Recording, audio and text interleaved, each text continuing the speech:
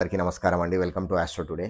ఈరోజు quick topic వచ్చేసి, ఈ మధ్య కాలంలో మనలో చాలామంది వివాహ సంబంధమైన సమస్యలతోటి, భాగస్వామ్య సంబంధమైన సమస్యలతోటి బాధపడుతున్నారు. అంటే కొంతమందికి వివాహం కాకపోవడము, వివాహం అయినా సరే మీ భాగస్వాములతోటి కలిసి ఉండకపోవడము, మీరు వివాహానికన్నా ముందు ఏదైనా రిలేషన్‌షిప్‌లో ఉంటే, ఆ రిలేషన్‌షిప్‌లో బ్రేకప్ అనేది కావడం అనే సమస్యలతో బాధపడుతున్నారు.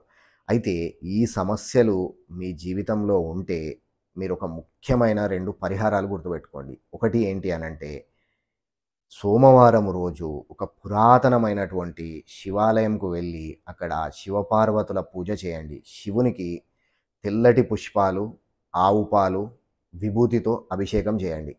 సో, దీని వలన ఖచ్చితంగా పాజిటివ్ రిజల్ట్స్ అనేది రావడం జరుగుతుంది. ఇది ఒక 6 వారాలు చేయండి. అదేవిధంగా జ్యోతిష్య శాస్త్రం ప్రకారము శుక్రగ్రహం అనేది న్యాచురల్ సిగ్నిఫికేటర్ ఆఫ్ మ్యారేజ్.